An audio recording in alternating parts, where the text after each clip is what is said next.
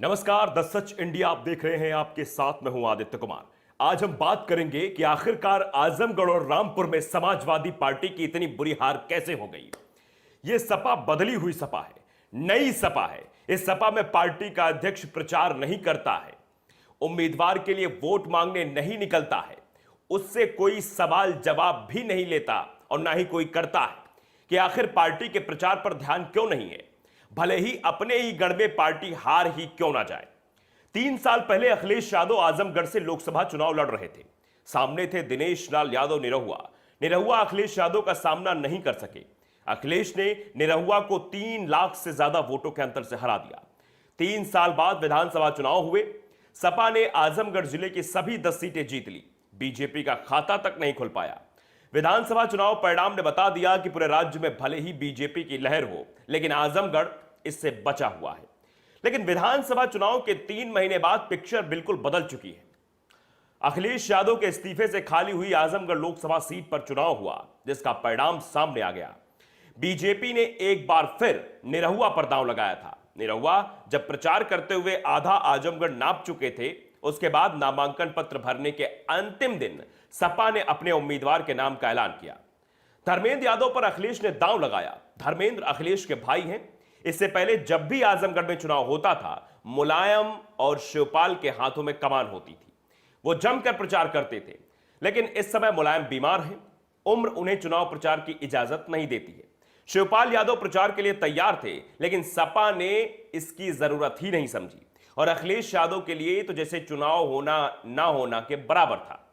ना तो वो चुनाव प्रचार के लिए लिखने, ना कोई रैली या आमसभा की। कार्यकर्ताओं के साथ वर्चुअली मुलाकात भी नहीं हुई।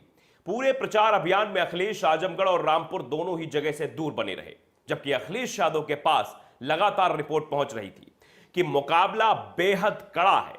चुनाव प्रचार में जरा सी भी ढील दी तो बाजी हाथ से निकल जा सकती है।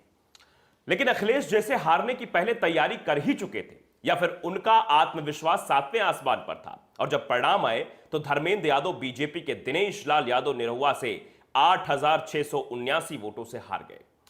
धर्मेंद्र से सवाल किया गया कि आखिर अखिलेश यादव प्रचार करने क्यों नहीं आए, तो उनका जवाब था कि इसके पीछे कोई वजह रणनीति हो सकती है कि पार्टी अध्यक्ष प्रचार से क्यों दूर रहे। यह हमेशा जरूरी नहीं होता कि पार्टी का अध्यक्ष उपचुनाव में प्रचार करने आए। वो पार्टी के अध्यक्ष हैं और काबिल हैं। वो और भी कई कामों में व्यस्त रहते हैं। सपा आजमगढ़ ही नहीं हारी, बल्कि रामपुर में भी उसका किला ढह गया। 2 सीटें गंवाने के बाद अखिलेश यादव के नेतृत्व वाली सपा का लोकसभा में स्कोर बहुत कम हो गया है। अब सपा के सिर्फ 3 सदस्य बचे हैं। ऐसे में सपा के लिए अब 2024 का आम चुनाव भी आसान नहीं दिख रहा है। अखिलेश के चुनाव प्रचार से दूर रहने को धर्मेंद्र यादव भले ही रणनीति बता रहे हो, लेकिन ओम प्रकाश राजभर को यह रणनीति समझ में नहीं आ रही है। वो अखिलेश को लेकर बहुत कुछ कह रहे हैं। राजभर धर्मेंद्र यादव के प्रचार में लंबे समय तक डटे रहे। राजभर ने दावा किया था कि अखिलेश यादव संघर्ष से दूर भागते हैं। वो एसी रूम में बैठे हैं और बाहर नहीं निकलना चाहते, लेकिन अब उन्हें सड़क पर लेकर आएंगे। अखिलेश तो सड़क पर आते नहीं दिख रहे हैं, लेकिन उनकी निष्क्रियता से पार्टी का ग्राफ जरूर तेजी से नीचे आता दिखाई दे रहा है। दूसरी ओर मायावती चुनाव परिणाम को लेकर खुश हो सकती हैं, क्योंकि विधानसभा चुनाव में बीएसपी का वोट शेयर 14% से भी नीचे आ गया था।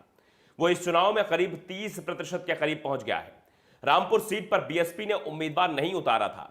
मायावती ने आजम का समर्थन करते हुए कहा था कि अगर उनका उम्मीदवार आएगा तो बीएसपी उसके समर्थन में उम्मीदवार नहीं उतारेगी।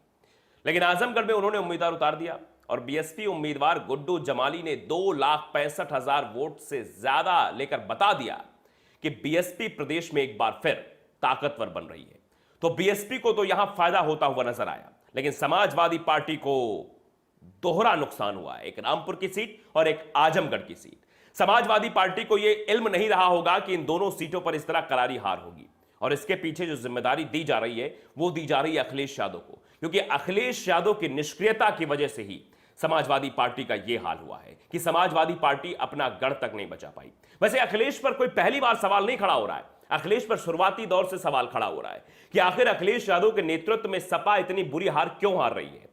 2012 में जब चुनाव हुए तो मुलायम सिंह के नेतृत्व में वो चुनाव हुआ था। मुलायम सिंह ने चुनाव जीता और सजी सजाई कुर्सी अपने बेटे अखिलेश यादव को दे दी, और अखिलेश यादव ने उसके बाद क्या किया, एक भी चुनाव अखिलेश यादव नहीं जीत पाए। विधानसभा का चुनाव बुरी तरह से हारे। विधानसभा का चुनाव वो कांग्रेस के साथ मिलकर लड़े, जहां दो दो युवा दिख रहे थे, वहां भी मात मिली। लोकसभा का चुनाव हुआ तो बीएसपी के साथ चले गए, जो समाजवादी पार्टी की धुर विरोधी थी, वहां भी हार मिली। उसके बाद फिर विधानसभा चुनाव आया तो फिर कई लोगों को साथ ले लिया, यहां तक कि जयंत चौधरी भी साथ आ गए, ओम प्रकाश राजभर भी साथ आ गए, और लोगों का गुट पूरा बना लिया। लेकिन फिर भी समाजवादी पार्टी को कोई फायदा नहीं हुआ। समाजवादी पार्टी सत्ता से बहुत दूर रही। तो ये पहले से ही सवाल खड़े हो रहे हैं अखिलेश यादव के नेतृत्व को लेकर, क्योंकि अखिलेश यादव जिस तरह की भाषा बोलते हैं, अखिलेश यादव जो घमंडी प्रवृत्ति रखते हैं, ऐसा लोग बताते हैं, हम नहीं कह रहे, ऐसा कहते हैं। कई बार पत्रकारों से भी उनकी नोकझोंक की तस्वीरें, वीडियोस वायरल हुए, कई बार उनकी पुलिस को लेकर भी कई गई टिप्पणी वायरल हुई। पर अब यह समझो कि आप बताइए कि अखिलेश यादव प्रचार करने नहीं उतर रहे हैं, और अखिलेश यादव को पता था कि अखिलेश यादव अपनी फजीहत बचाने के लिए प्रचार में नहीं उतर रहे हैं। लेकिन सबसे बड़ी बात तो यह है कि फजीहत अखिलेश यादव की ही हो रही है कि अखिलेश यादव के नेतृत्व में लड़े गए सारे चुनाव समाजवादी पार्टी ने सिर्फ और सिर्फ हारे। तो यह सवाल बहुत बड़ा है। अखिलेश यादव नहीं बन सकते हैं मुलायम सिंह यादव। मुलायम सिंह यादव की अलग छवि थी। मुलायम सिंह यादव लगातार चुनाव जीतना जानते थे, लेकिन वहीं दूसरी तरफ उनके सुपुत्र चुनाव हारना जानते हैं और लगातार हार भी रहे हैं। तो द सच इंडिया को अगर आपने सब्सक्राइब नहीं किया, सब्सक्राइब जरूर करिए, बेल आइकन दबाइए, ताकि सच खबरें आप तक पहुंचती रहें, सच्चाई हम आप तक बताते रहें। और बताया हमने कि कैसे समाजवादी पार्टी के राष्ट्रीय अध्यक्ष की बदौलत समाजवादी पार्टी की हार हुई है। नमस्कार।